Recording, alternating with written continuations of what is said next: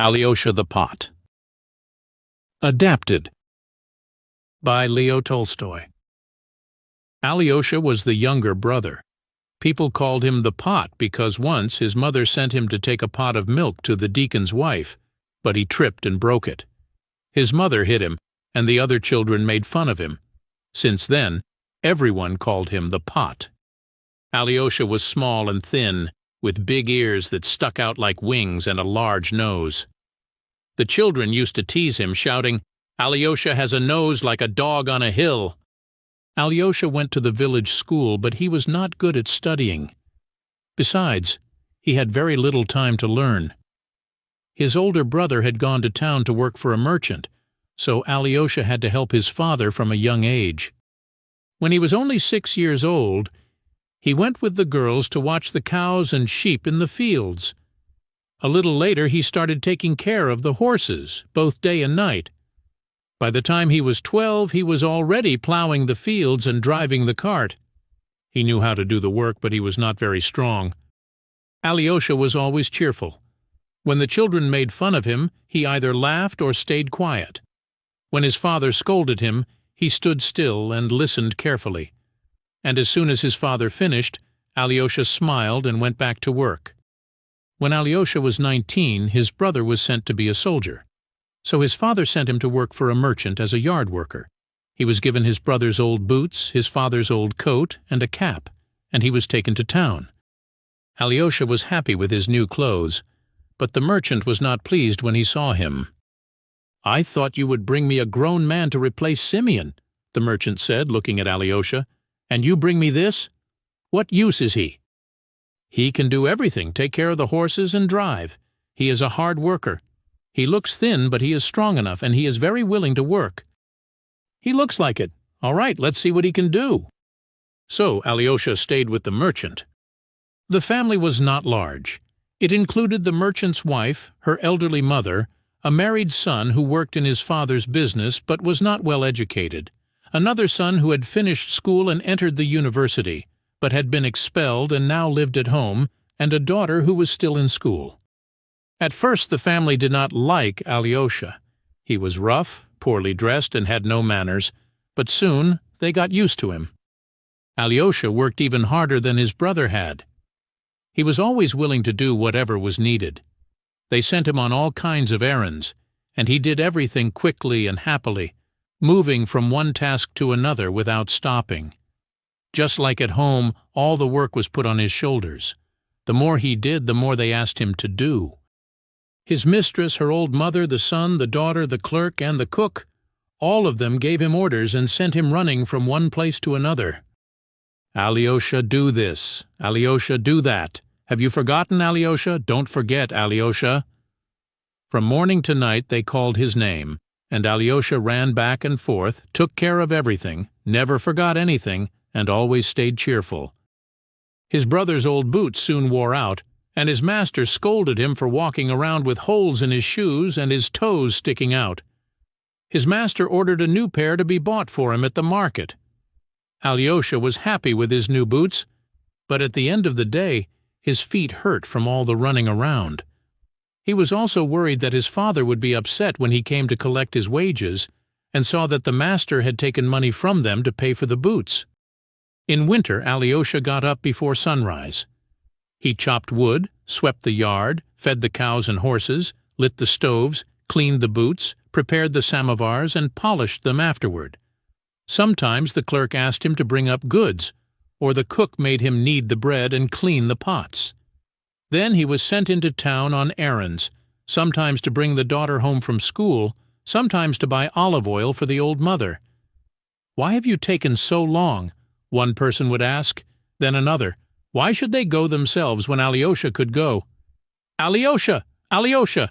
And Alyosha kept running here and there. He ate breakfast quickly while working and rarely got to eat lunch at the right time. The cook often scolded him for being late, but she felt sorry for him and always kept something warm for his lunch and dinner. During holidays there was even more work than usual, but Alyosha liked holidays because everyone gave him a small tip. It wasn't much, but altogether it added up to about 60 kopecks. His very own money. Alyosha never saw his wages. His father always came to collect them from the merchant and only scolded Alyosha for wearing out his boots too quickly. When Alyosha had saved up 2 rubles, he followed the cook's advice and bought himself a red knitted jacket. He was so happy when he put it on that he couldn't stop smiling. Alyosha was not very talkative. When he did speak, he spoke briefly and often turned his head away. When someone told him to do something or asked if he could do it, he always answered yes, without hesitation, and started working right away. Alyosha did not know any prayers and had forgotten what his mother had taught him. But he still prayed every morning and evening, using his hands to cross himself. He lived like this for about 1.5 years. Towards the end of the 2nd year, something completely unexpected happened to him. One day, Alyosha was surprised to discover that, besides working for others, there was another kind of connection between people, something very different. He realized that a person was not only valued for cleaning boots, running errands, and taking care of horses. For the first time, he saw that someone could be wanted not for their work, but just for who they were. Someone could want to care for them, be kind to them, and love them. Suddenly, Alyosha felt that he was such a person. Alyosha made this discovery because of the cook, Ustinya. She was young, had no parents, and worked as hard as Alyosha. For the first time in his life, he realized that someone needed him, not just for his work, but for who he was. When his mother used to feel sorry for him, he never thought much about it. It seemed natural, as if he was feeling sorry for himself. But Ustinya was different. She was not family, yet she cared about him. She would save him some hot porridge and watch him while he ate, resting her chin on her bare arm with her sleeve rolled up. When he looked at her, she would start laughing, and he would laugh too. This feeling was so new and strange to him that it scared him. He worried that it might get in the way of his work. But still, it made him happy. When he looked at his trousers that Ustinya had mended for him, he would shake his head and smile. While working or running errands, he often thought about her. "Ustinya is a fine girl," he would sometimes say to himself. Ustinya helped him whenever she could, and he helped her too. She told him all about her life, how she lost her parents, how her aunt took her in and found her a job in town, how the merchant's son tried to take advantage of her, and how she pushed him away. She liked to talk, and Alyosha liked to listen. He had heard that peasants who came to work in the towns often married servant girls. One day, Ustinya asked him if his parents were planning to arrange a marriage for him soon.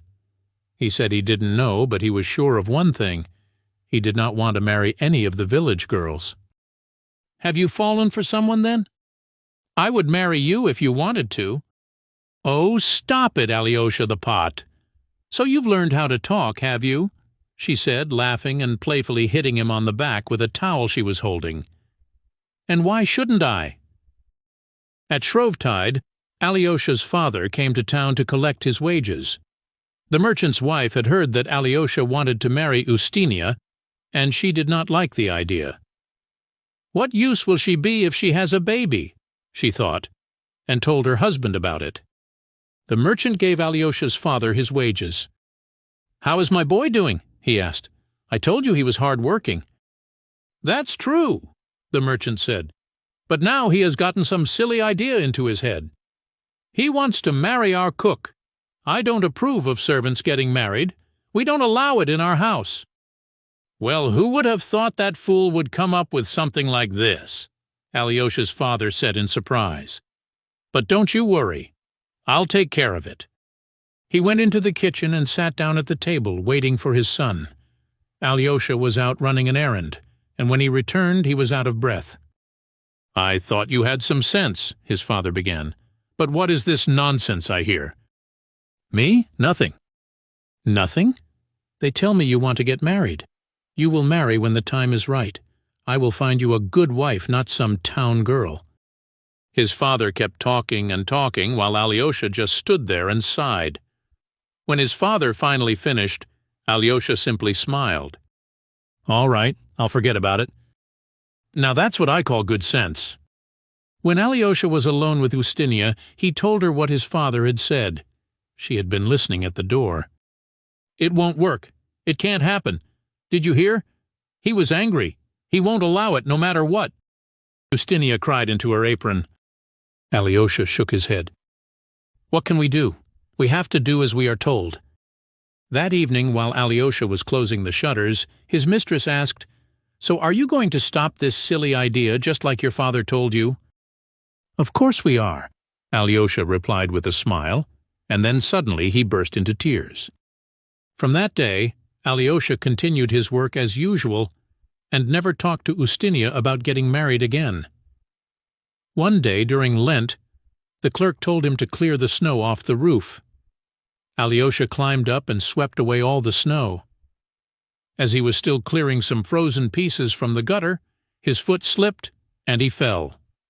Unfortunately, he did not land in the snow, but on a piece of iron near the door.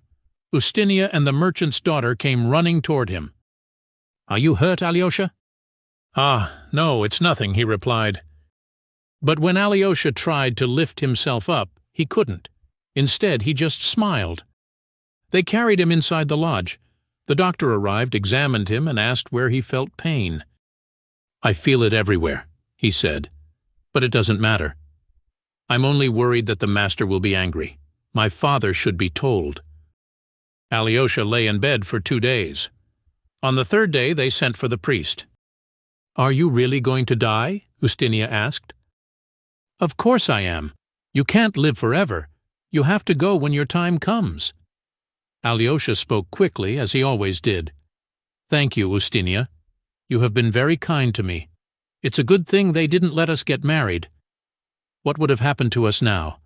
It's much better this way." When the priest arrived, he prayed with his hands and with his heart. "Just as it is good here when you obey and do no harm to others, so it will be good there," was the thought in Alyosha's mind. He spoke very little. He only said that he was thirsty, and he seemed to be amazed by something. He lay there, full of wonder. Then he stretched out and died.